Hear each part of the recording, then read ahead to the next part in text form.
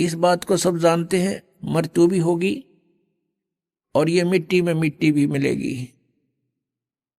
फिर भी हम सतर्क नहीं होते।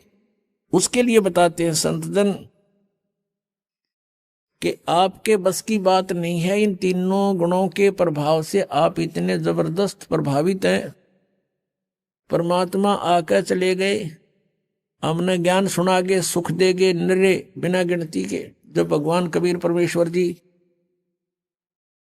120 वर्ष उस दूसरे प्रकार की शरीर की स्थिति से एक नवजात शिशु का रूप धारण किया, धीरे धीरे बड़े हुए, बचपन से ही सत्संग यानी वचन परमात्मा के ज्ञान प्रचार शुरू किया। उस समय जो भी मालिक की शरण में आया उनको सुख दिया, क्योंकि हम उस कबीर परमात्मा के बच्चे हैं। और अपना बच्चा अपने माता पिता से दुखी नहीं देखा जा सकता। जो भी उसके पास आता है, कोई भी उसकी पीड़ा है, उसको तुरंत राहत दिलाते हैं। तो ऐसे ही परमात्मा समर्थ है, वो स्वयं ही अपने सब सुख दे सकते हैं अपने बच्चों को। तो वो भी आकर चले गए और कहते थे, हम ये अलखला हैं कुतुब गोस और पीर, गरीबदास खालिक धनी हमरा नाम कबीर।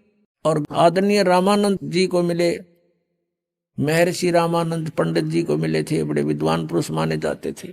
उनका भ्रम निवारण किया और उनसे कहा था, ए स्वामी सृष्टा में और सृष्टा मेरे तीर, दास गरीब अधर बसूं, मेरा नाम कबीर, ऊपर रहता हूं मैं अधर सतलोक में, और सारी सृष्टि का रचने वाला सृष्टा मैं ही हूं और मेरा नाम कबीर।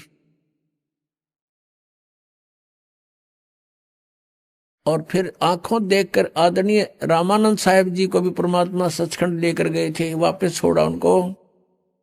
तब रामानंद जी ने कहा था, दोहू ठोर है एक तू भया एक से दो, गरीबदास हम कारणे तुम आए हो मगजो।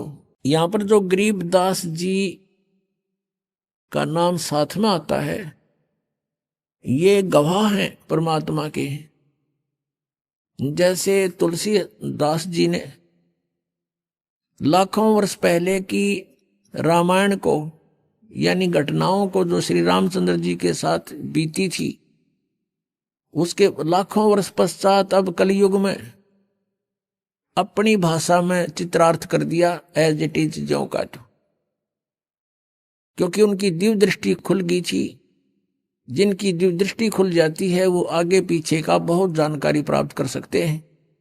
इन दिव्य दृष्टियों में भी अंतर होता है। जैसे सूक्ष्मदर्शी दूरबीन होती हैं, उनकी रेंज भी होती है, ऐसे ही इनकी भी दिव्य दृष्टि थी।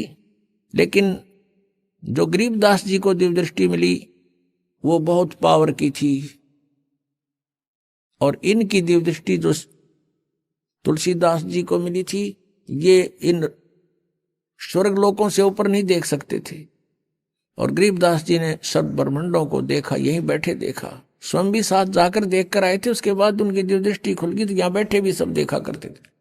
तो उन्होंने भी 600 वर्ष पहले जो परमात्मा आए थे, जो लीला करके गए थे बनारस काशी में जुलाहे के रूप में, वो सब आंखों देखा उस समय का। क्योंकि ये क्रियाएं समाप्त नहीं होती, ये चलचित्र की तरह प्रत्येक प्राणी के अंतःकरण में फीड हो जाती हैं। जैसे इंटरनेट में जो डाली हुई मैटर है वो सब अपने कंप्यूटर में डाल सकते हैं, विद्यमान रहता है। तो जिसने उसको डाउनलोड कर और देखना शुरू कर दिया तो सब कुछ देख सकता है।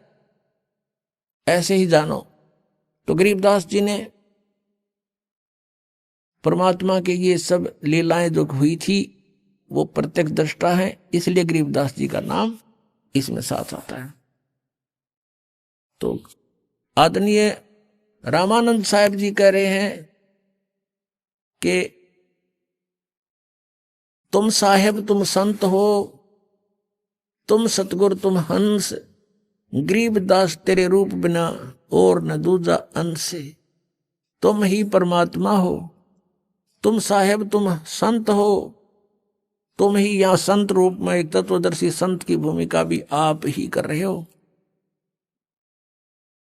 और तुम सतगुरु तुम हंस, आप ही सतगुरु हो, सच्चा ज्ञान देने वाले और अधिकारी नाम देने के, और तुम ही हंस हो।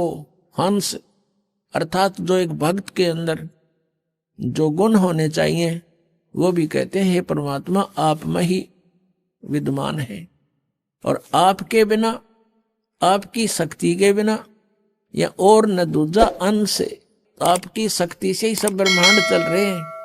आपकी शक्ति से सब प्राणों में ये शक्ति है चलने और बोलने की।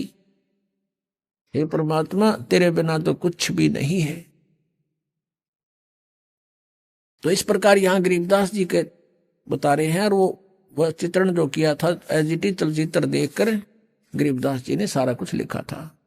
तो वो बता रहे हैं कि वो परमात्मा दो ठौर है, एक तू ऊपर सतलोक में अपने यथार्थ रूप में करोड़ सूर्य मिला दे करोड़ चंद्रमा, ऐसा रूप है भगवान का, ऐसा एक रोमकूप की शोभा है। तो साकार है, रोमकूप है, साकार है, और हंस जाकर उस पर चंवर करते।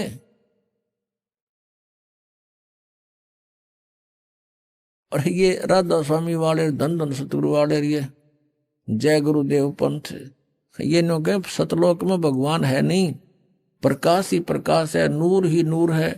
आत्मा नूर में जाके परमात्मा में ऐसे मिल जाती है जैसे बूंद समुद्र में।